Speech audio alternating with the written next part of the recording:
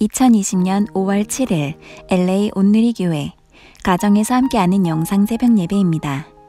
오늘 말씀은 신명기 14장 22절에서 29절 경외함을 배우고 사랑을 나누는 11조입니다. 해마다 밭에서 나는 모든 것에서 11조를 떼는 것을 명심하라. 너희 곡식과 기름과 새 포도주의 11조와 너희 소와 양 가운데 처음 난 것을 너희 하나님 여호와 앞에서 그분께서 자기 이름을 두실 곳으로 선택하시는 그 장소에서 먹도록 하라. 그러면 너희가 너희 하나님 여호와를 항상 경외하는 것을 배울 것이다. 그러나 만일 여호와께서 그분의 이름을 두시려고 선택하신 곳이 너무 멀어서 너희가 너희 하나님 여호와께 복을 받았지만 11조를 가지고 갈 수 없다면 너희 11조를 은으로 바꾸어 가지고 너희 하나님 여호와께서 선택하신 그곳으로 가라. 그 은을 가지고 너희가 원하는 것을 사되 소, 양, 포도주, 다른 종류의 술 등 너희가 원하는 어떤 것이든 사라. 거기서 너희와 너희 가족이 너희 하나님 여호와 앞에서 먹고 즐거워하라. 그리고 너희 성에 사는 레위 사람들을 무시하지 말라. 그들은 그들 몫이나 기업이 없기 때문이다. 3년마다 그 해에 얻은 것의 모든 11조를 가져다가 너희 성 안에 저장하라. 그리하여 너와 함께 몫이나 기업을 나누지 않은 레위 사람과 너희 성에 있는 이방 사람들과 고아와 과부들이 와서 배불리 먹게 해 너희 하나님 여호와께서 너희 손으로 하는 모든 일에 복 주시도록 하라. 함께 찬양하시겠습니다.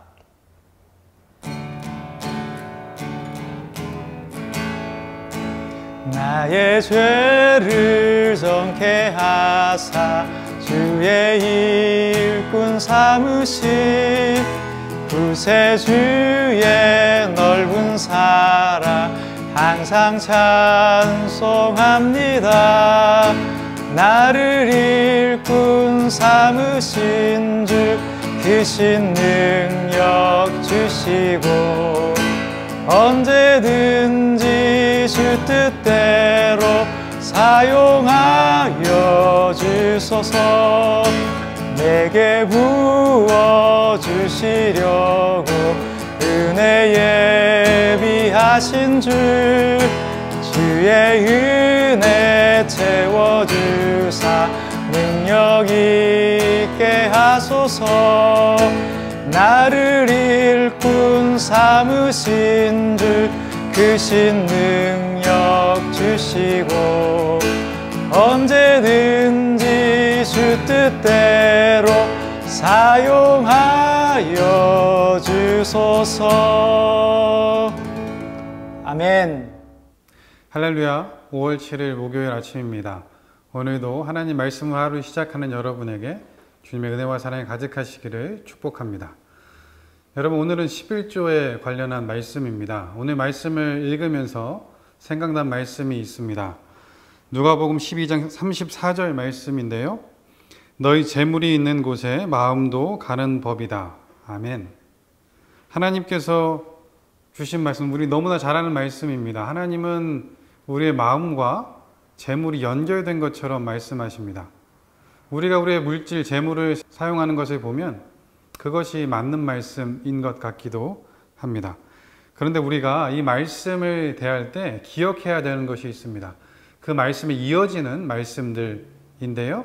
오늘 좀 전에 읽었던 말씀은 이 말씀과 이어져 있습니다. 너희 소유를 팔아 자선을 베풀어 하늘에 보물을 쌓으라 라는 것입니다. 다시 말하면 그 재물, 하나님께서 주신 재물을 가지고 이웃 사랑으로 실천해 보아라 라고 말씀하시는 거죠. 재물의 나눔으로 하늘에 보물을 쌓을 수 있다 말씀하십니다. 그런데 이것과 정확하게 같은 본문이 마태복음 6장 21절에도 나옵니다. 그런데 마태복음 6장에 나와 있는 이 말씀에 이어지는 말씀은 이렇습니다. 하나님과 재물을 겸하여 섬길 수 없느니라. 하나님께서 이 재물에 마음을 두지 말고 그 재물을 주신 하나님께 마음을 두고 하나님을 섬기라. 다시 말하면 하나님 사랑을 말씀하고 있는 것입니다. 하나님과 재물을 함께 섬길 수 없으니 재물을 가지고 하나님을 사랑하고 하나님을 섬기라는 말씀이고, 하나님이 주신 재물을 가지고 이웃을 사랑함으로 그 재물을 하늘에 쌓아두라는 말씀입니다. 그래서 여러분, 우리가 이 재물이 있는 곳에 너희 마음이 있다는 말씀을 접할 때 우리는 재물에 관심을 두는 것이 아니라 마음에 관심을 두어야 하는 것입니다. 하나님의 어떤 마음을 가지고 계신지, 그리고 이 마음, 하나님께서 우리가 무엇을, 어떤 마음을 갖기 원하시는지 오늘 본문을 통해서 우리가 함께 다시 한번 마음에 새기면 좋겠습니다. 해마다 밭에서 나는 모든 것에서 11조를 떼는 것을 명심하라. 너희 곡식과 기름과 새 포도주의 11조와 너희 소와 양 가운데 처음 난 것을 너희 하나님 여호와 앞에서 그분께서 자기 이름을 두실 곳으로 선택하시는 그 장소에서 먹도록 하라. 그러면 너희가 너희 하나님 여호와를 항상 경외하는 것을 배울 것이다. 그러나 만일 여호와께서 그분의 이름을 두시려고 선택하신 곳이 너무 멀어서 너희가 너희 하나님 여호와께 복을 받았지만 11조를 가지고 갈 수 없다면 너희 11조를 은으로 바꾸어 가지고 너희 하나님 여호와께서 선택하신 그곳으로 가라. 그 은을 가지고 너희가 원하는 것을 사되 소, 양, 포도주, 다른 종류의 술 등 너희가 원하는 어떤 것이든 사라. 거기서 너희와 너희 가족이 너희 하나님 여호와 앞에서 먹고 즐거워하라. 11조는 하나님의 주권을 인정하는 것이고 모든 것이 하나님께로부터 왔다는 것에 대한 감사의 고백입니다. 또한 하나님을 향한 사랑의 표현이기도 합니다. 기존에는 레위인을 위한 11조를 말씀하셨습니다. 하나님께서 레위인, 하나님의 일을 섬기는 사람들의 기업이 되시겠다 말씀하시고 그들을 책임져 주시는 것이 11조와 관련된 말씀이었습니다. 그런데 오늘 본문에는 조금 다른 말씀이 나오고 있습니다. 레위인뿐만 아니라 11조를 드리는 사람들을 향한 하나님의 말씀이 기록되어 있는 것입니다. 이스라엘 백성들은 하나님께서 주신 것을 기억하고 감사하며 그 중에 일부를 구별해서 하나님께 드려야 했습니다. 구별된 그것을 드릴 때 하나님께서 구별하신 장소, 중앙 성소로 나아가서 하나님께 드려야 했습니다. 그리고 그 드려진 것을 가족들과 함께 먹고 즐거워하라. 이렇게 오늘 말씀하고 있는 것이죠. 여기서 또 한 번 하나님의 사랑을 우리가 깨닫게 됩니다. 하나님께서는 모든 것을 정해 놓으시고 그것을 무조건 따르라고 말씀하시지 않습니다. 만약에 하나님께서 정해진 곳이 멀어서 가기 힘들면 은으로 바꾸어 가라고 말씀하시죠. 그리고 그 바꾼 은을 가지고 원하는 것을 사라고 말씀하시는데요. 여기서도 하나님께서 원하시는 것을 사라, 그것을 드리라 말씀하시는 것이 아니라 너희가 원하는 것을 사고 그것을 가지고 너희가 먹고 즐거워하라 라고 말씀하는 것입니다. 내가 좋으면 나도 좋아 라고 말씀하시는 그 부모님의 사랑과 마음이 느껴지는 듯 합니다. 이를 통해서 하나님은 우리가 이스라엘 백성들이 하나님을 경외하는 것을 배우게 될 것이다 라고 말씀하고 있습니다. 이를 행함으로 그들의 마음속에는 하나님이 새겨질 것입니다. 이 모든 것이 하나님께서 허락해 주신 것이라는 것을 다시 한번 기억하게 될 것입니다. 여기에서 본문을 읽어보면 너희와 너희 가족들이 먹고 즐거워할 것이다 라고 기록하고 있죠. 다시 말하면 그 중에는 아이들도 있었을 것입니다. 부모가 하나님 말씀에 순종해서 11조를 하나님께 올려드리고 하나님 앞에서 먹고 기뻐할 때 함께하는 아이들의 마음속에서도 하나님이 생각나고 또 하나님이 새겨지게 된다는 것이죠. 하나님 말씀에 순종했던 그 부모를 보고 자란 아이들, 결국은 그들도 동일하게 할 것입니다. 하나님을 경외하는 것을 배우게 될 것이죠. 솔로몬은 전도서를 이렇게 마무리하고 있는데요. 전도서 12장 13절 말씀입니다. 모든 것의 결론은 이것이다. 하나님을 경외하고 그분의 계명을 지키라. 이것이 사람의 본분이다. 아멘. 솔로몬은 하나님을 경외하는 것과 하나님의 말씀을 지키는 것을 연결합니다. 그뿐만 아니라 이것이 사람의 본분이라고 말하고 있죠. 근데 이는요, 예수님께서 하나님의 말씀을 지키는 것이 하나님을 사랑하는 것이라는 것을 말씀하시는 것에 이어집니다. 요한복음 14장 21절에 보면 나의 계명을 지키는 자라야 나를 사랑하는 자니 나를 사랑하는 자는 내 아버지께 사랑을 받을 것이요 나도 그를 사랑하여 그에게 나를 나타내리라. 아멘. 여러분, 하나님께서 오늘 본문에서 11조를 말씀하고 있는 것은요, 우리에게 의무를 주시는 것이 아닙니다. 하나님의 사랑 안에 거하도록 말씀하고 있는 것입니다. 계명을 지키는 것이 우리를 지켜줍니다. 이는 위험한 상황 가운데 지켜야 하는 안전 수칙과도 같습니다. 그 수칙을 지키면 그 위험한 상황 가운데 우리를 지켜주게 되는 것이죠. 그뿐만 아니라 21절 우리에게 기쁨을 주시기 원하시는 하나님의 마음이 담겨 있습니다. 26절에 보면 먹고 즐거워하라 말씀하시죠. 요한복음에서는 계명을 지키는 이유를 이렇게 말씀하고 있는데요. 요한복음 15장 10절 11절 말씀입니다. 내가 아버지의 계명을 지켜 그의 사랑 안에 거하는 것 같이 너희도 내 계명을 지키면 내 사랑 안에 거하리라. 내가 이것을 너희에게 이름은 내 기쁨이 너희 안에 있어 너희 기쁨을 충만하게 하려 함이라. 아멘. 하나님의 계명을 지키면 우리 마음에 하나님의 기쁨이 충만하게 될 것이라 말씀하고 있는 것입니다. 사랑하는 여러분, 11조는 그래서 하나님을 경외하는 것이고 하나님을 사랑하는 것입니다.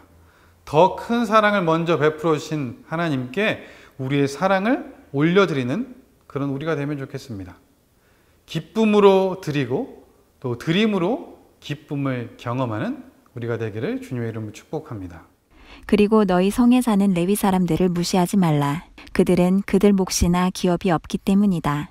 3년마다 그 해에 얻은 것의 모든 11조를 가져다가 너희 성 안에 저장하라. 그리하여 너와 함께 몫이나 기업을 나누지 않은 레위 사람과 너희 성에 있는 이방 사람들과 고아와 과부들이 와서 배불리 먹게 해 너희 하나님 여호와께서 너희 손으로 하는 모든 일에 복 주시도록 하라. 오늘 본문에는 특별히 3년째 11조가 나오고 있습니다. 여러분, 이 11조는 우리에게 조금 생소합니다. 기존의 11조는 레위인들을 위해서 조금 전에 있었던 본문은 가족들과 함께 나누라고 말씀하시고 하나님이 구별하신 장소 중앙 성소에 가지고 와서 드리라고 말씀했습니다. 그런데 이 3년째 11조는 그렇지 않습니다. 11조를 드리는 사람이 살고 있는 그 성 안에 보관하라고 말씀하시죠. 그래서 그 성 안에 살고 있는 레위인들을 위해서 또 이방인들과 고아와 과부를 위해 사용하라고 말씀하고 있습니다. 사랑하는 여러분, 이것이 하나님의 마음인 것 같습니다. 받은 은혜를 나누는 것 말입니다. 마치 부모님의 마음과도 같습니다. 부모님이 자식들을 생각할 때 조금 더 부족하고 어려운 자녀에게 더 마음이 갑니다. 모든 자녀가 함께 잘 살았으면 하는 것이 부모님의 마음이죠. 하나님의 마음도 마찬가지인 것 같습니다. 실제로 하나님께서 이스라엘 백성들을 자녀처럼 돌보시던 시기, 광야 40년의 시기에는 그랬습니다. 모두에게 공평했고요. 부족함이 없었습니다. 만나가 그랬죠. 조금을 거두어도 부족함이 없었고 많이 거두어도 남지 않았습니다. 가지고 있던 옷과 신발로 40년 광야 생활이 충분했습니다. 모두가 함께 부족함이 없이 하나님의 사랑 안에 거하는 것, 그것이 하나님의 마음인 것 같습니다. 이 마음을 깨닫게 되면 그렇게 행하게 됩니다. 바울이 고린도 교회에 편지를 쓰면서 예루살렘 교회를 도운 마케도니아 교회를 소개합니다. 그리고 고린도 교회도 이렇게 하라고 권면하는 말씀이 있는데요. 고린도후서 8장 14절 말씀입니다. 지금 여러분의 넉넉한 것으로 그들의 궁핍함을 채워주면 후에 그들의 넉넉한 것이 여러분의 궁핍을 채워주어 서로 공평하게 될 것입니다. 아멘. 그렇습니다. 성령님이 임했던 초대교회에도 마찬가지의 모습이 드러났죠. 나눔이 있었습니다. 사도행전 4장 34절에 보면 가난한 자가 없었다고 기록되고 있습니다. 왜 그럴까요? 어려운 형제자매의 그 힘듦이 느껴졌고요. 그들의 필요가 느껴졌고 그래서 가지고 있는 소유를 팔아서 사도들에게 주었습니다. 사도는 그들의 필요에 따라서 나눠 주었기에 그들에게 부족함이 없었습니다. 야고보는 심지어 경건함을 정의할 때 고아와 객을 그 환난 가운데 돌보는 것, 다시 말하는 사랑의 나눔이 경건함이라고 이야기하죠. 사랑하는 여러분, 만약에 지금도 이 3년째 11조가 우리에게 남아 있다면 지금 우리 주변에 가난한 사람들이 지금보다는 적지 않을까 생각하게 됩니다.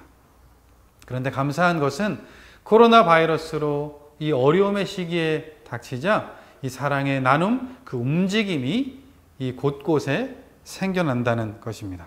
고난주간과 부활절 그쯤에 예수 뮤지컬 공연 영상과 또 철로 역전과 같은 미디어 나눔들이 우리에게 있었고요.